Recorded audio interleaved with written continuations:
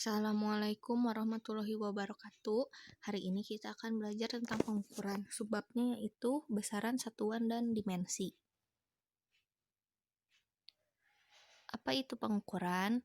Pasti sebelumnya kalian pernah mengukur massa badan kalian atau mengukur tinggi badan kalian. Ketika melakukan dua kegiatan itu, menggunakan alat yang berbeda kan ya. Pas mengukur massa mau pakai timbangan, mengukur tinggi pakai meteran. Nah, kenapa alatnya berbeda? Soalnya besaran yang diukurnya beda. Satu mengukur massa, satu mengukur tinggi. Saat kita mengukur tinggi dengan meteran, sebenarnya kita sedang membandingkan tinggi badan kita atau panjang badan kita dengan panjang meteran. Nah, nanti di meteran itu menunjukkan suatu angka yang merupakan tinggi badan kita. Jadi pengukuran itu adalah kegiatan membandingkan suatu besaran dengan alat tertentu dan memiliki satuan. Intinya pengukuran itu adalah kegiatan membandingkan. Selanjutnya tentang besaran. Contohnya, kita akan mengukur tinggi badan seseorang menggunakan meteran. Setelah diukur, hasil tinggi badannya menunjukkan 180 cm. Tinggi badan ini kita sebut besaran. Kenapa? Karena dari pengertiannya, besaran adalah sesuatu yang dapat dinyatakan besarnya dengan angka dan memiliki satuan. 180 itu angkanya, cm itu satuannya. Berarti tinggi badan itu betul termasuk besaran, yang nanti tergolong jadi besaran panjang. Besaran itu dibagi dua, ada besaran pokok dan besaran turunan. Yang pertama kita bahas tentang besaran pokok terlebih dahulu. Besaran pokok adalah besaran yang telah ditetapkan terlebih dahulu dan tidak bergantung pada satuan dari besaran yang lain. Jadi besaran pokok itu berdiri sendiri, dari sananya udah gitu. Besaran pokok terdiri dari 7. Waktu SMP sebenarnya udah ya, kita review aja, semoga masih ingat. Besaran pokok itu cuma 7. Nah, cara ngapalnya gini, kalian lihat huruf yang diwarna merahkan. Jadi disingkat jadi Pamawa Suku Juminten. Pamawa Suku Juminten. Pa-nya itu panjang, satuannya meter, Ma-nya itu massa, satuannya kilogram, Wa-nya itu waktu, satuannya sekon, Su itu suhu, satuannya Kelvin, Ku-nya itu kuat arus listrik, satuannya ampere, Jum-nya itu jumlah zat, satuannya mol, Inten-nya itu intensitas cahaya, satuannya kandela. Yang kedua, tentang besaran turunan. Besaran turunan adalah besaran yang diturunkan dari beberapa besaran pokok. Nah, jadi ini cara ngebedain besaran pokok sama besaran turunan. Kalau besaran pokok mah cuma ada 7. Nah, berarti besaran yang lain yang selain 7 itu pasti termasuk besaran turunan. Contohnya, luas persegi panjang. Luas persegi panjang itu kan panjang kali lebar ya. Panjang satuannya meter, lebar juga satuannya meter. Berarti jadi meter kuadrat. Nah, di sini terlihat kalau luas terdiri dari dua besaran panjang, yaitu panjang sama lebar. Berikutnya ada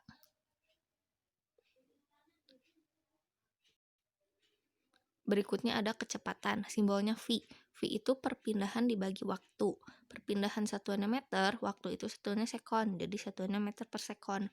Nah, dari satuannya bisa kelihatan kalau kecepatan itu terdiri dari dua besaran, yaitu panjang dan waktu. Selanjutnya percepatan, simbolnya A. A sama dengan kecepatan dibagi waktu.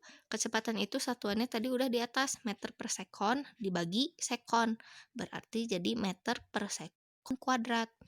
Berarti percepatan terdiri dari besaran panjang dan dua besaran waktu. Contoh berikutnya gaya, simbolnya F. F sama dengan massa dikali percepatan. Massa itu satuannya kilogram, percepatan itu meter per sekon kuadrat.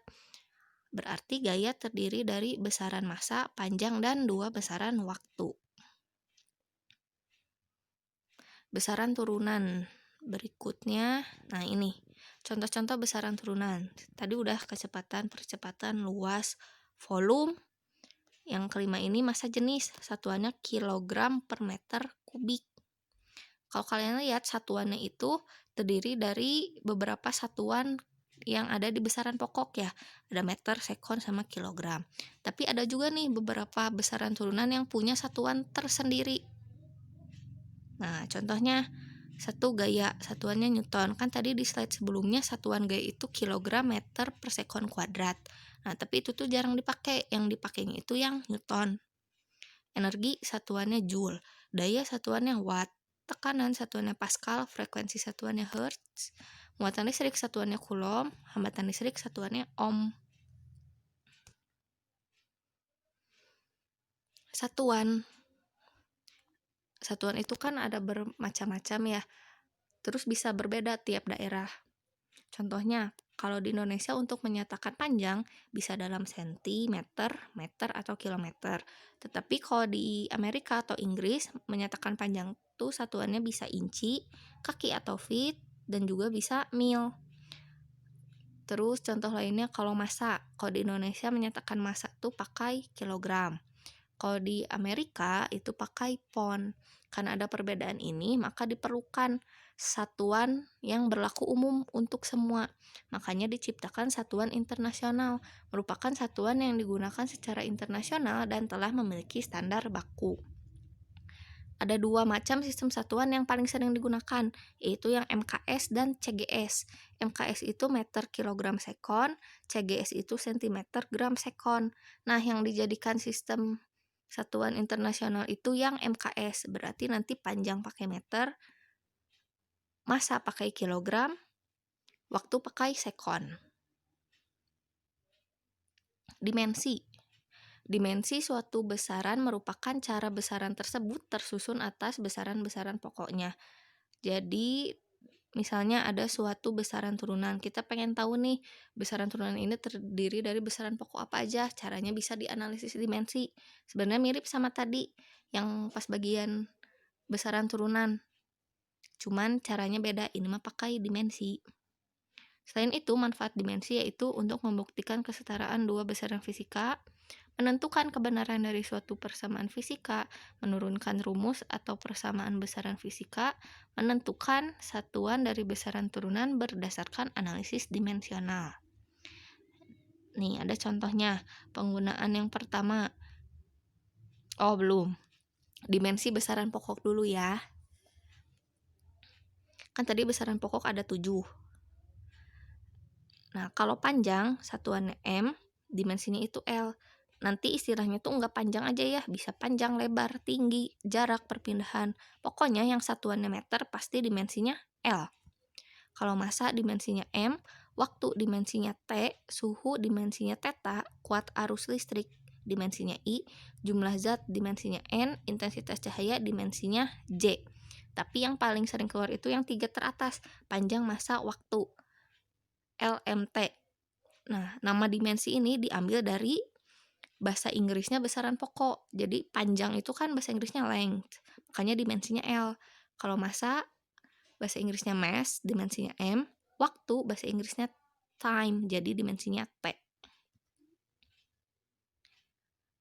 Nah, sekarang penggunaan analisis dimensi. Pertama untuk menentukan dimensi besaran turunan. Contohnya volume, yaitu volume balok. Rumus volume balok itu kan panjang kali lebar kali tinggi. Panjang, lebar, tinggi semua satuannya meter, makanya di sini meter, meter, meter. Dikali jadi meter kubik. Nah, tadi yang satuannya meter, dimensinya itu L, makanya di sini jadi L pangkat 3. Gaya, simbolnya F sama dengan massa dikali percepatan. Tadi udah ya satuannya itu kilogram meter per sekon kuadrat.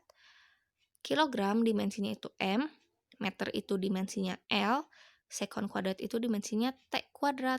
Nah, untuk penulisan, dia itu tidak dalam bentuk pecahan, jadi T kuadratnya harus pindah ke atas. Caranya tinggal pangkatnya itu dikasih min, jadi pangkat min 2. Jadinya dimensinya MLT pangkat min 2. Berarti gaya terdiri dari dimensi massa, panjang, dan 2 dimensi waktu ya. Selanjutnya usaha. W sama dengan gaya dikali perpindahan. Kan tadi udah dapat dimensi gaya MLT pangkat min 2. Dikali perpindahan. Perpindahan itu kan satuannya meter, berarti dimensinya L. Makanya dikali L. Di sini kan ada L sama L dikaliin, jadilah L kuadrat. Jadi dimensinya ML kuadrat T pangkat min 2. Penggunaan analisis dimensi yang kedua yaitu untuk membuktikan kesetaraan dua besaran fisika. Nah, di sini yang dimintanya besarannya itu usaha sama energi. Caranya itu kalian tinggal cari dimensi usaha apa, terus cari dimensi energi kinetik apa. Nanti tinggal dilihat hasilnya sama atau enggak. Yang usaha tadi udah dapat di atas, dimensinya itu ml kuadrat T pangkat min 2. Sekarang cari dimensi energi kinetik. Waktu SMP pernah Eka sama dengan setengah mv kuadrat. M-nya itu massa, kecepatan. V-nya itu kecepatan. Nah, setengahnya mah nggak usah kalian lihat, cuma lihat massa sama kecepatannya aja. Massa satuannya kilogram, kecepatan itu satuannya meter per sekon, tapi di sini harus kuadrat. Berarti tinggal kilogram dimensinya M, massa dimensinya L, terus dikuadratin jadi L kuadrat, sekon dimensinya T, terus dikuadratkan.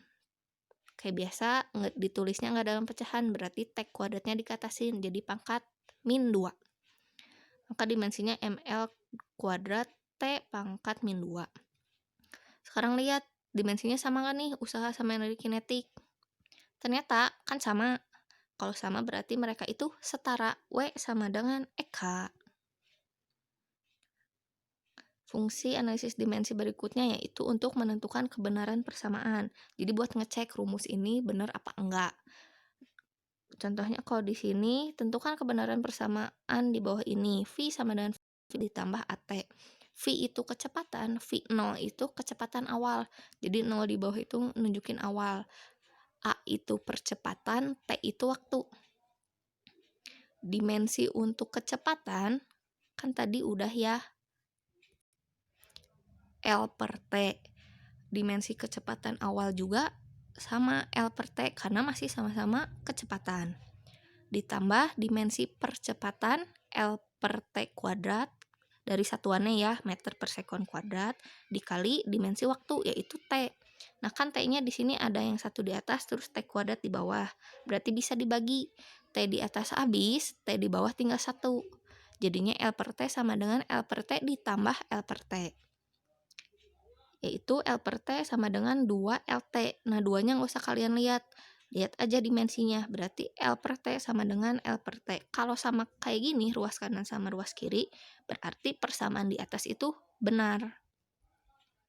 Fungsi yang keempat, yaitu untuk menentukan satuan dari suatu besaran. Di sini dimintanya carilah satuan dari besaran momentum P. Kuncinya kalian tuh harus tahu rumusnya apa. Rumus dari momentum, P itu sama dengan massa dikali kecepatan. Massa dimensinya M, kecepatan itu dimensinya L per T. Nah, berarti satuannya kilogram dikali meter per sekon.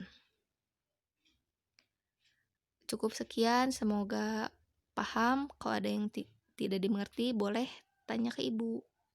Selamat belajar.